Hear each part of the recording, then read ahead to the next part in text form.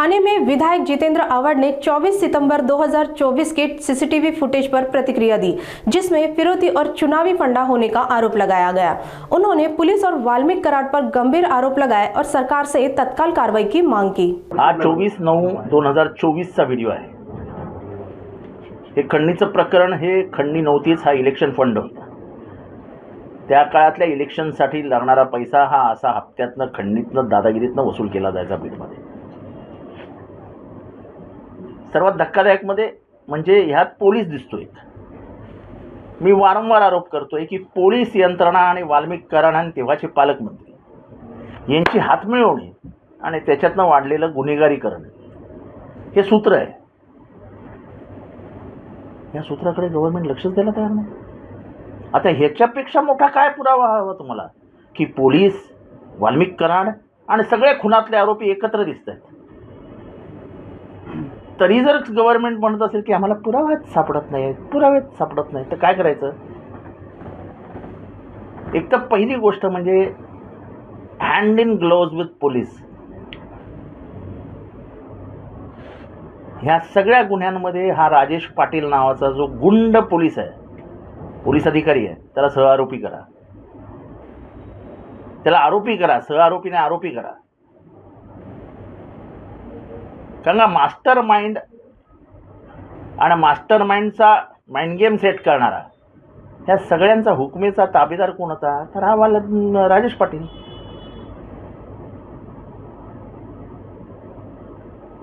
तेव्हा आता कोडं सुटलं। पोलीस, वाल्मीकि कराड, सुदर्शन गुले, विष्णू चाटे, अजून कोणतरी सुदर्शन गुलेचा भाऊ पण त्याच्यात आहे, त्या चित्रीकरणात जे काय ह्याच्यात कॅमेऱ्यात रेकॉर्ड झाले त्याच्यामध्ये सरकारने योग्य तो निर्णय घ्यावा। आता सरकारला कशाची वाट बघायची? म्हणजे सरकारने काय लावलंय काय?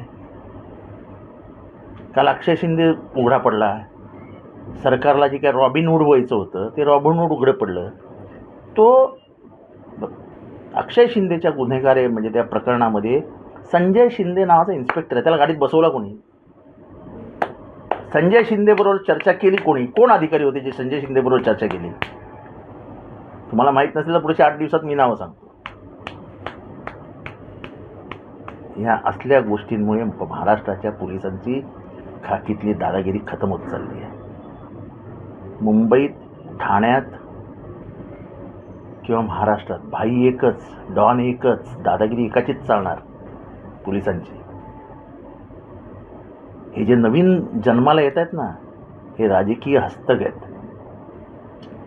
आणि ह्या राजकीय हस्तकांतर्फे आपली राजकीय गणितं सेट करणं हे महाराष्ट्राला महागात पडणार आहे।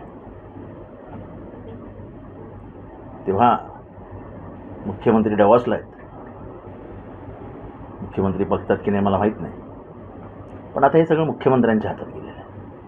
मुख्यमंत्र्यांनी निर्णय घ्यावा महाराष्ट्राच्या हिताचा। अक्षय शिंदे खून प्रकरण, हे संतोष देशमुख खून प्रकरण, हा हप्त्याचा व्हिडिओ, ह्याच्यातनं पोलीस कुठपर्यंत गुन्हेगारीकरणामध्ये सामील झाले आहेत ह्याचं उत्तम उदाहरण आहे। महाराष्ट्र पोलिसांना वाचवण्याची वेळ आली आहे आणि तुमच्या राज्यात राजकीय हस्तक्षेप पोलिसी ॲडमिनिस्ट्रेशनमध्ये होणार नाही याची सतर्कता आपण बाळगावी, अशी आमची विरोधी पक्षातर्फे आपल्याला मागणी आहे। हे बंद करा।